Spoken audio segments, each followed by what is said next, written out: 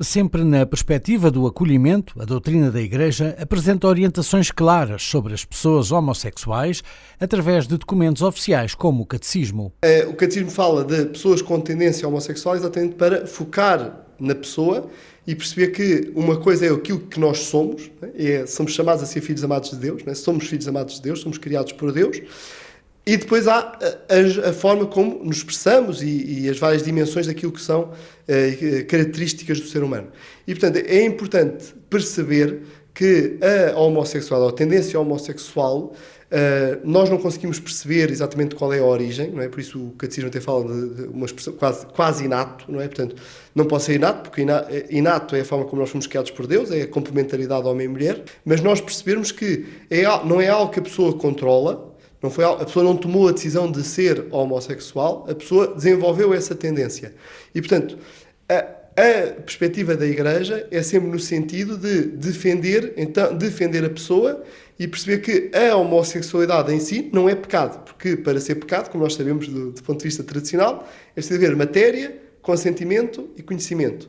Se é algo que a pessoa não consegue, não é uma decisão que a pessoa toma de ser homossexual, não pode ser pecado. O que é pecado são os atos homossexuais, não é? Ou seja, é a expressão dessa homossexualidade. Recentemente, o Vaticano publicou a declaração Fiducia Supplicans sobre o sentido pastoral das bênçãos para os vários tipos de uniões irregulares, o que levantou mais uma vez a discussão sobre o olhar do magistério da Igreja e a importância do esclarecimento acerca do tema. Esta questão da declaração da Fiducia Supplicans do Dicastério da Doutrina da Fé, o que ficou muito claro é que muitas vezes a comunicação que se fez foi completamente desviada daquilo que era o documento e daquilo que verdadeiramente estava a ser dito.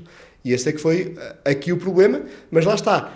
O mundo pegou algo que a Igreja estava a dizer, um documento aprovado pelo Papa, para chamar a atenção para o cuidado que é preciso ter no cuidado pastoral, no amor, na caridade, para com todas as pessoas e, de forma particular, para estas pessoas que estão nestas situações chamadas irregulares.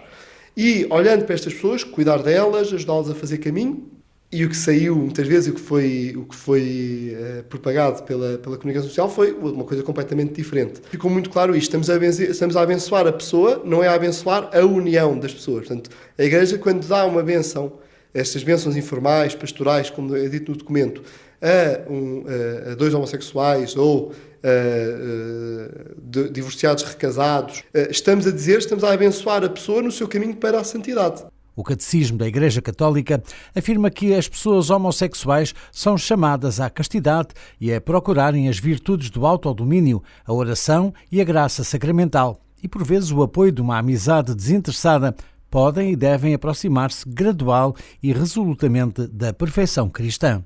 Em 1986, o então cardeal Josef Ratzinger, enquanto prefeito da Congregação para a Doutrina da Fé, escreveu uma carta aos bispos sobre o atendimento das pessoas homossexuais, em que incentiva a concretização de um programa pastoral autêntico. A castidade tem de ser a forma normal da pessoa viver a sexualidade. O problema, muitas vezes, é reduzir-se a sexualidade apenas à genitalidade.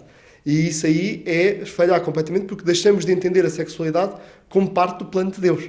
E o grande problema, muitas vezes, hoje em dia, é nós deixarmos de ver que a sexualidade, nós termos sido criados, vamos dizer assim, nos termos biológicos, macho ou fêmea, não foi Deus a jogar aos dados connosco. Não, Deus deu-nos também a nossa identidade sexual para definirmos, para ser um meio do nosso caminho para a santidade.